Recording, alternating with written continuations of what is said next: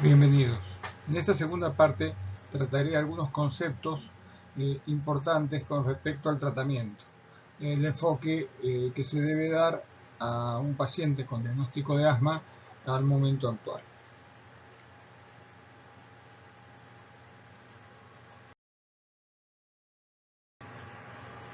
El objetivo número uno del asma es, obviamente, mantener el asma bajo control.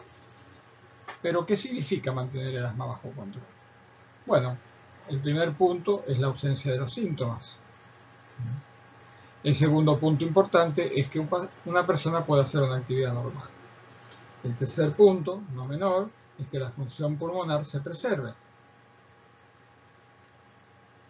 Para ello, dentro de la evaluación, nosotros le preguntamos al paciente cuánta medicación de rescate utiliza. Evidentemente, cuanto menos medicación de rescate utiliza, llámese salbutamol, mejor control tiene de su enfermedad. ¿Cuántas veces se ha despertado por noche o en distintas noches en un mes? ¿O cuántas crisis, ataques o exacerbaciones ha tenido en el último mes? Estos son datos clínicos relevantes para ubicarnos en la gravedad de la enfermedad y realmente el control de la misma. Y finalmente tratamos como objetivo de evitar el declive exagerado de la función pulmonar, evitar los efectos adversos del tratamiento, que sin duda los tiene, y minimizar el riesgo futuro de mortalidad relacionado con el asma y con los ataques de asma. Estos objetivos están aquí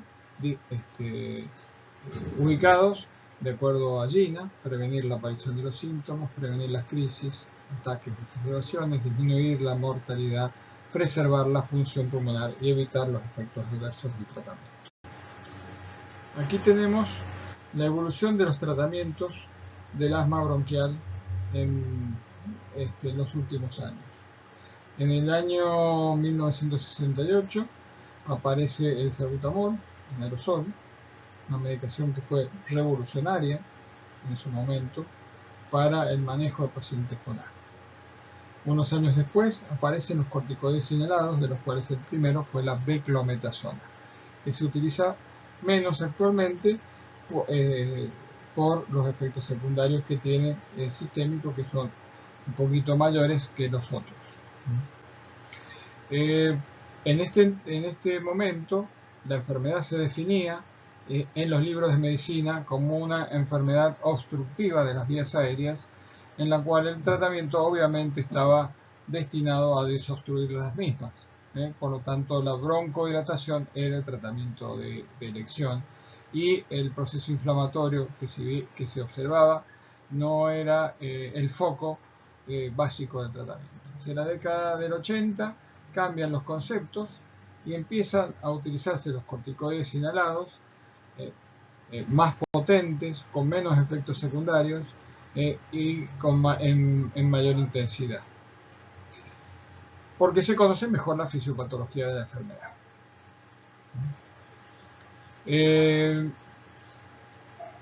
Hacia fines de la década del 90 empieza un cambio terapéutico importante, porque se empieza a hablar del remodelado de las vías aéreas y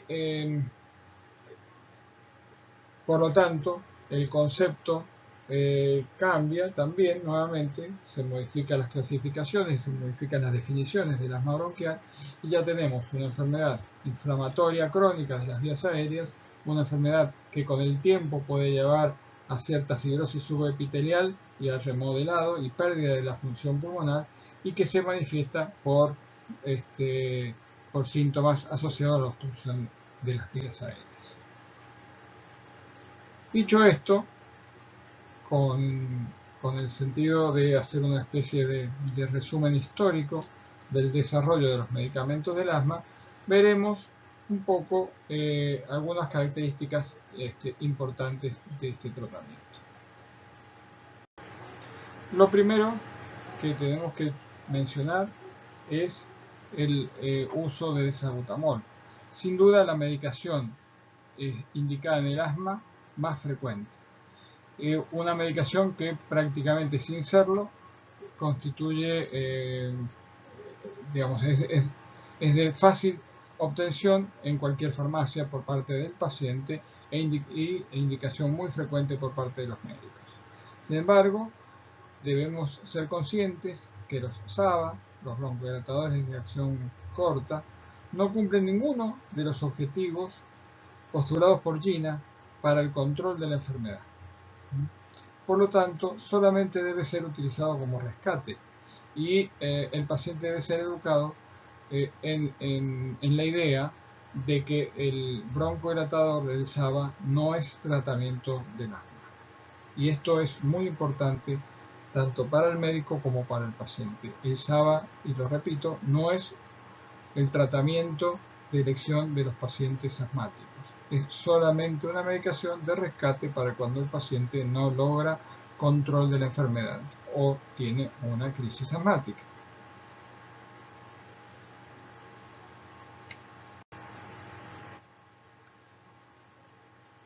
Desde hace unos años, esto salió publicado en la guía 2019, Gina no recomienda el tratamiento del asma solo con SABA en adultos o adolescentes, porque los pacientes sienten un rápido alivio, piensan que su enfermedad está controlada, lo cual no es así. El proceso inflamatorio de las vías aéreas se incrementa con el tiempo y estos pacientes pueden tener un ataque de asma grave y terminar internados en una terapia con asistencia respiratoria o muerte.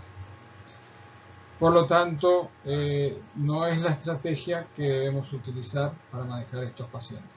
Recordando siempre que la fisiopatología del asma es una enfermedad inflamatoria de las vías aéreas, por lo tanto, el tratamiento recomendado y recomendable es el de los corticoides inhalados.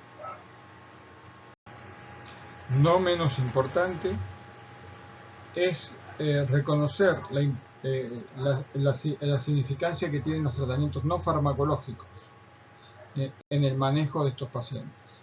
Y no es un dato menor. La cesación tabáquica es muy importante y hay que evitar la exposición activa al humo de tabaco y lo mismo que evitar la exposición laboral a elementos tóxicos que puedan estar aumentando el proceso inflamatorio de las vías respiratorias. Los pacientes tienen que tener una actividad física regular y eso es importante, tienen que tener un peso adecuado. Deben evitar medicaciones que agraven el asma, o sea que deben preguntar cuando se les agrega alguna medicación. El ejemplo clásico son las gotas oftalmológicas que se utilizan para el glaucoma, básicamente el timolol. Debe tener precauciones con los AINES, con los antiinflamatorios no esteroides, porque estos también pueden agravar el asma en algunos pacientes, lo mismo que los beta bloqueantes y algunos sistémicos u oculares. Evitar los alergenos ambientales y domésticos es importante, pero es difícil realmente de llevar a la práctica. Lo mismo que algunos alimentos, en caso puntual, en caso que uno detecte una alergia a alguno de estos. Y debe mantener un peso adecuado. Estos tratamientos no farmacológicos, recomendaciones generales que se tienen que hacer a los pacientes asmáticos, son de extrema importancia. Entrando al tratamiento farmacológico específico, bien, es bueno conocer los broncodilatadores disponibles en nuestro país.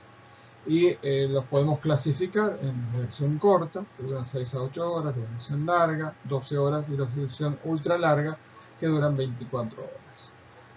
Por la nomenclatura inglesa, SABA, LAMA y ultra-LAMA. El de acción corta más conocido es el salbutamol.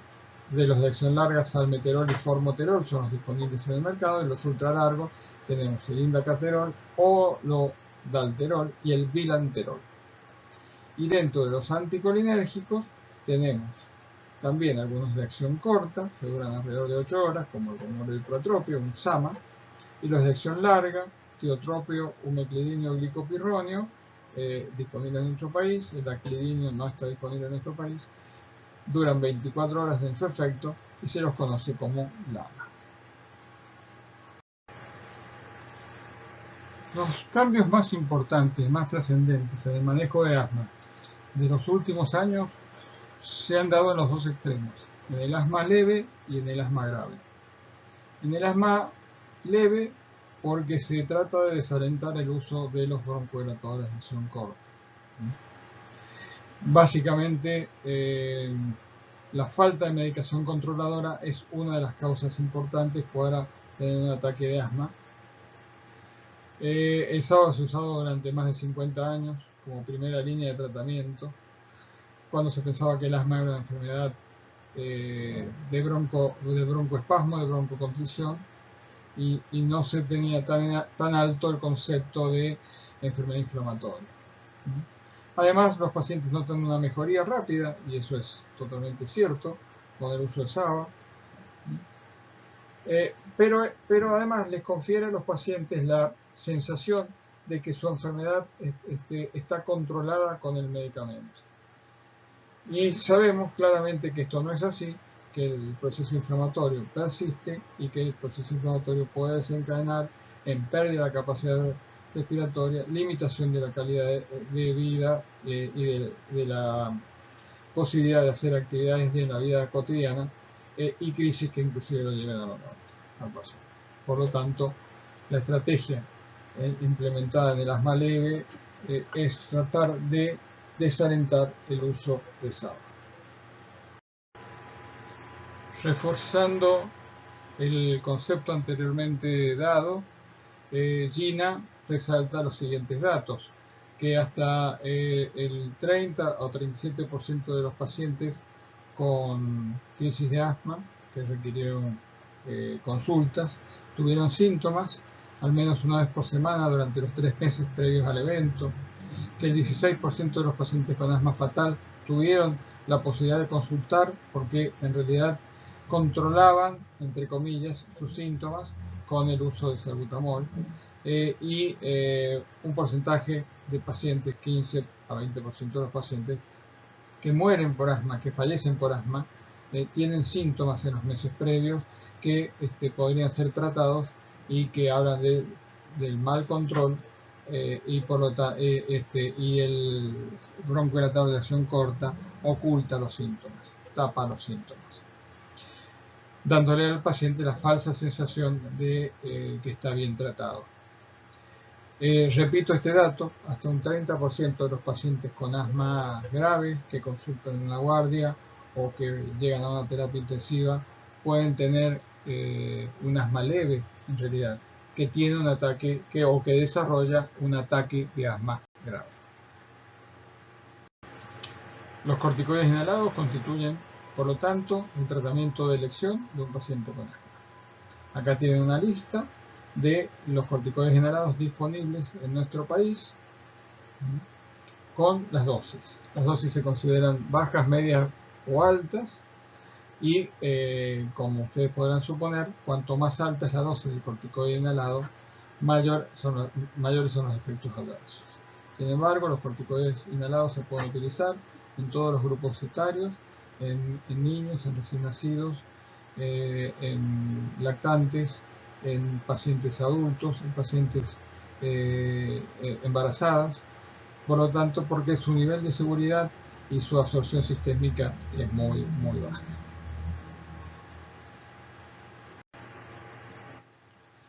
Los medicamentos, por supuesto, tienen efectos secundarios que pueden ser minimizados al usarlos en dosis bajas. Los corticoides inhalados pueden producir disfonía, candidiasis orofaringia, irritación faringe y tos. En dosis altas, su presión adrenal, sobre todo en niños, puede producir púrpura por fragilidad capilar, con equimosis en brazos y piernas. Por aumento del recambio óseo puede favorecer osteoporosis, puede favorecer el desarrollo de cataratas, y en los niños podría llevar a la detención del crecimiento en niños, lo cual es se ha estudiado con profundidad y es un efecto considerado menor y que sucede cuando uno utiliza muchas dosis muy altas, sobre todo no tanto los corticoides inhalados, sino los corticoides sistémicos. Con respecto a los broncodilatadores, producen temblor muscular, taquicardia, disminución de los niveles de potasio, hipoxemia por alteración de la relación ventilación-perfusión y empeoran el control del asma si se utilizan sin los corticoides inhalados. Todos estos efectos secundarios, repito, se minimizan con el uso de dosis ajustada a lo que realmente necesita el paciente. Por lo tanto, el tratamiento debe ser individualizado. Para organizar el esquema de tratamiento se recurre a este sistema, de acuerdo a Gina, de escalones, en las cuales tenemos los pasos 1 y 2 para el asma intermitente y leve, y los pasos 3 para el moderado, y el paso 4 y 5 para el asma grave. Siempre el manejo tiene que ser personalizado. Siempre el manejo tiene que ser adecuado. Siempre tengo que tener en cuenta la educación del paciente para lograr una correcta adherencia y un correcto uso de los medicamentos inhalados. Esto es una premisa muy importante para cualquier medicación inhalada y en el asma cobra un valor muy alto. Entonces, en el paso 1, el medicamento controlador de elección será la asociación corticoides inhalados formoterol a demanda, o utilizar baja dosis de corticoides inhalados con un SABA como rescatador. Sería la alternativa. En el paso 2, el tratamiento es regular. Son baja dosis de corticoides inhalados formoterol y como alternativa los antileucotrienos o baja dosis de corticoides inhalados más un salbutamol como rescate. Esto tiene sentido desde que el formoterol tiene una acción rápida de alivio de los síntomas, tan rápida como el salbutamol, y los pacientes rápidamente notan alivio y además tiene persistencia de su efecto por 12 horas. Por eso, en cierta medida, el formoterol ha ido desplazando a los SABA como elección de tratamiento para estos pacientes. Y repito el concepto, siempre combinado con un corticoide inhalado. El paso 3, para los asmáticos moderados, podemos utilizar en forma fija dosis de corticoides inhalados LABA un poco más alta o dosis más altas, medias de corticoides inhalados o la combinación de corticoides inhalados los antileucotrienos más SABA como rescatador. El paso 4 y 5 son los asmáticos graves. En el paso 4 se incorporan los anticolinérgicos. Los anticolinérgicos tienen un rol en la crisis de asma, en el ataque de asma, porque potencian el efecto del beta-2, pero también tienen un rol en el tratamiento médico de los asmáticos severos que no logran el control a pesar de todas las medidas adecuadas y a pesar de usar la medicación, y por lo tanto la adición de tiotropio podría ayudar a lograr un mejor control en estos pacientes. Si a pesar de esto el paciente no logra mejoría, bueno, la idea es fenotipificar, y si corresponde al fenotipo T2 alto, utilizar alguno de los bloqueantes de los leucotrienos implicados en el reclutamiento de células del proceso inflamatorio, o sea, una antiinterleuquina 5 o receptor de interleuquina 5 o una antiinterleuquina 4 o 13, o si el mecanismo es atópico y tiene IgE elevada, una anti-IgE. Si no pudiese ser esto realizado, la opción sería corticoides sistémicos, pero tener presente los efectos negativos que tiene el uso a largo plazo de corticoides sistémicos.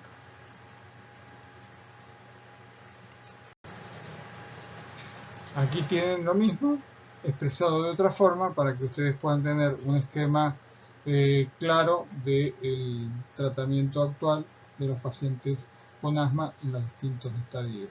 Es decir, asma leve, estadios 1 y 2, y asma moderado, estadio 3, con la opción preferida y la opción alternativa, como ustedes pueden ver acá.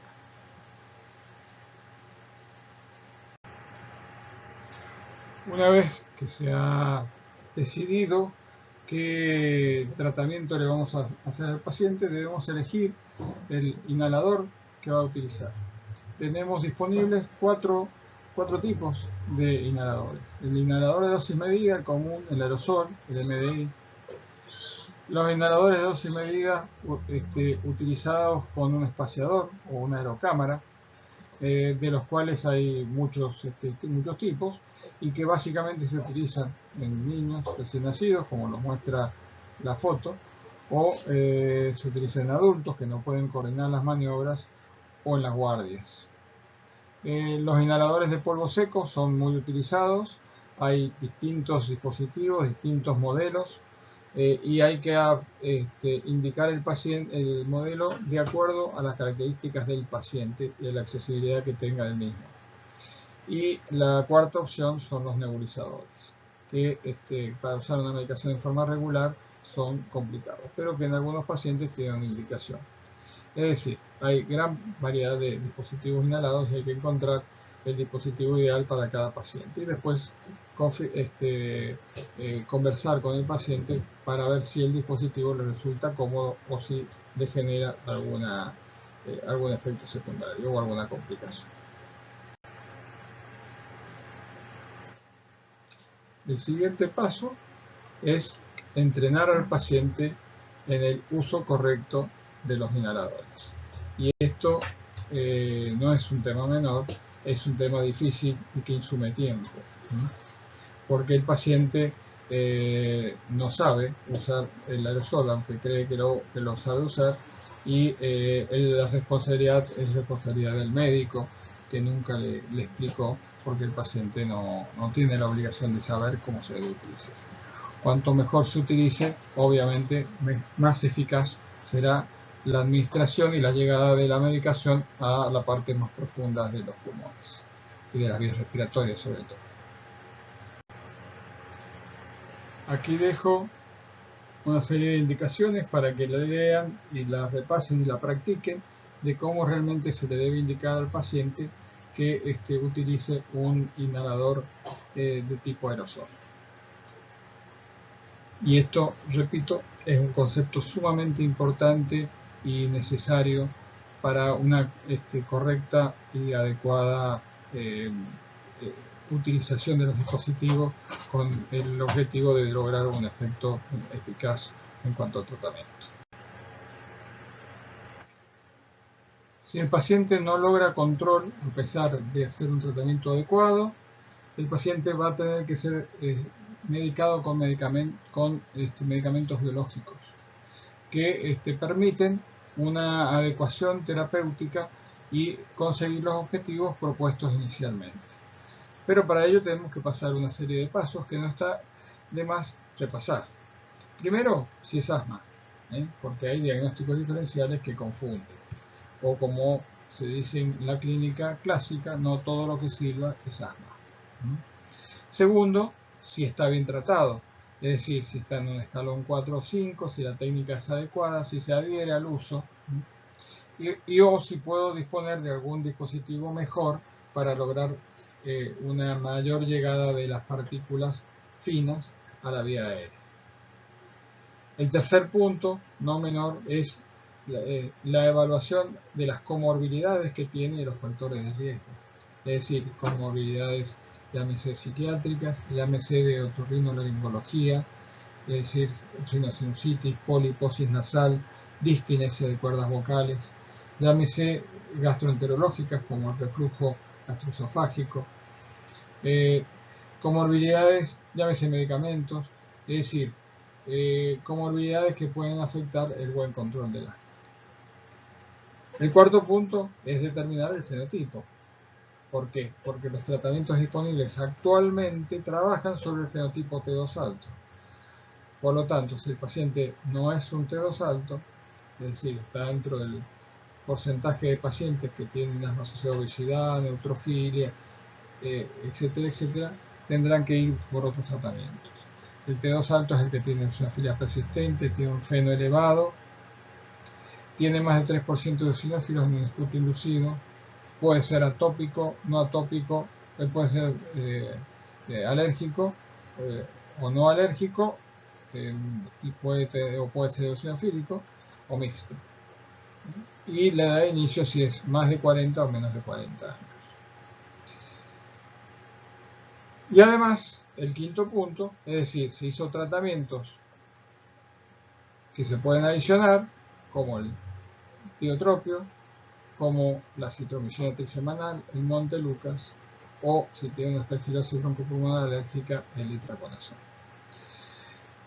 Superado estos 5 pasos y respondida a todas las preguntas, como que sí, como que se ha tratado de controlar todos estos factores, entonces el paciente tiene indicación de pasar un escalón 5 de tratamiento de GINA y se le indicará un tratamiento biológico. Estos son las terapias biológicas aprobadas ante el asma. Tenemos para el asma alérgico el tratamiento más utilizado y el primero de los biológicos al salir al mercado ha sido el omalizumab. El omalizumab bloquea la IgE libre. Entonces, tiene indicación en el asma alérgico grave persistente, mayores de 6 años, con valores de IgE entre 30 y 700 unidades por mililitro. Los otros 3 medicamentos, el mepolizumab, el reslizumab y el benralizumab, trabajan como anti-interleuquina 5 o antirreceptor de interleuquina 5. Tienen indicaciones en asma eosinofílico, refractario severo, asma que utilizan corticoides frecuentes a pesar de la medicación inhalatoria en dosis altas. Están indicados básicamente estos dos en adultos y el biomarcador para indicarlos es el recuento de eosinófilos. Cuanto más eosinófilos, mejor será la respuesta. Y el dupilumab es una antiinterleuquina 4 y 13 que está indicado en asma grave de tipo inflamatorio, T2 alto, con eosinófilos y con IgE elevada. Se indica en adultos de edad mayor de 12 años y bueno, pacientes que no logran el control a pesar de las dosis de tratamiento adecuadas. Entonces, a manera de resumen, si se sospecha que tenemos un asma grave, no controlado, después de optimizar el tratamiento al máximo, no se alcanza el control y llegar al máximo de medicación potencialmente posible, es decir, el agregado de tiotropio, Montelukast, y la necesidad de corticoides sistémicos en forma frecuente, se debe establecer el fenotipo del asma agudo no controlado y si es T2 o no T2. Si no es T2, no alérgico, no eosinofílico, tenemos pocos tratamientos. La citromicina, la termoplastia o los glucocorticoides orales serían la indicación. Los corticoides orales con muchos efectos sistémicos y una respuesta no muy adecuada.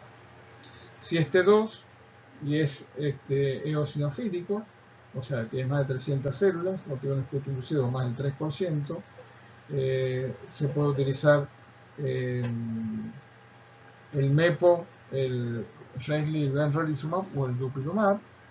Si tiene alergia, el omalizumab podría estar indicado, y si no tiene alergia, no. Y si los eosinófilos son menos de 300 células, el paciente tiene alergia, con IgE mayor a 30, el omalizumab, el MEPO o el dupi serían de elección, y si los eosinófilos son más de 150, el MEPO y el dupilumab serían de elección. Es decir, de acuerdo a la fenotipificación, yo elijo el biológico que me impresiona va a ser mejor, lo espero 4 meses para la mayoría, o 6 meses para el omalizumab, y si el paciente logra control, lo mantengo. Si el paciente no logra control, debo cambiar, debo rotar y debo buscar otro que le haga mejor efecto. A nuestra paciente Ana Laura, con la historia que ustedes ya han escuchado, se le indica dupilumab. Dupilumab produce una respuesta excelente en ella. Prácticamente en un año no ha tenido nuevos ataques de asma, no ha consultado guardias, no ha utilizado salbutamol y no ha utilizado corticoides orales. Hace actividad física moderada y no tiene limitaciones. Los test de 21 puntos y la espirometría no ha cambiado, es decir, sigue mostrando una obstrucción de grado moderado con algunas respuestas broncoirritatorias. Con lo cual se ha logrado el control de la enfermedad y se saca a una paciente, se restituye a una vida normal y se la saca del grupo de riesgo alto de tener una complicación grave de asma, estar internada en terapia intensiva o fallecer de la misma enfermedad. Muy breves recomendaciones con respecto al asma y embarazo. Casi todos los fármacos utilizados para tratar el asma atraviesan la placenta, pero el riesgo de tener una crisis asmática y el riesgo del uso de corticoides sistémicos hace que sea más efectivo el tratamiento del asma. Por lo tanto, estos pacientes no deben dejar el tratamiento por más que queden embarazadas. Tanto los corticoides inhalados como los LABA, como el montelukast, como las teofilines no se han asociado con aumento de anomalías fetales. Son, por lo tanto, estos corticoides orales inhalados son fármacos seguros. Lo mismo que los beta 2, no se desaconseja su uso. Los corticoides orales tienen algún efecto teratogénico, sobre todo en el primer trimestre del embarazo, por lo tanto, solamente se usan en crisis asmáticas moderadas a severas.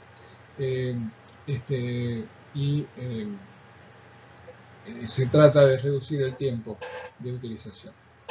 Con respecto a los biológicos, en general no se utilizan en esta situación de embarazo, pero el omalizumab, por ejemplo, no habría problema. Y los tratamientos de las crisis son exactamente iguales a los que se utilizan en otro tipo de asmáticos.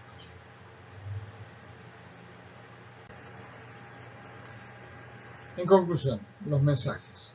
El asma es una enfermedad inflamatoria, heterogénea y variable en cuanto a sus manifestaciones. Y no nos debe confundir por eso. El diagnóstico es clínico, pero la variabilidad de las vías aéreas se tiene que confirmar, o el proceso inflamatorio de las vías aéreas se debe confirmar. La estrategia actual de manejo evalúa la severidad y el control, es decir, la gravedad que puede llegar a tener en cuanto a su sintomatología y el control que se logra con los tratamientos habituales. El asma leve es la forma más frecuente de asma, pero 30% de los pacientes pueden consultar por crisis e incluso morir. Esto ha llevado a cambios en el paradigma con una base fisiopatológica y desalentar el consumo de beta 2 agonistas sin un corticoide inhalado asociado. Y además, en el otro extremo, en el extremo del asma grave, han aparecido los tratamientos biológicos que permiten un mejor manejo de la enfermedad, un mejor control y calidad de vida de la enfermedad, reduciendo los riesgos del uso de los corticoides a largo plazo. Dejo aquí bibliografía actualizada con respecto al tema y les agradezco su atención. Muchas gracias.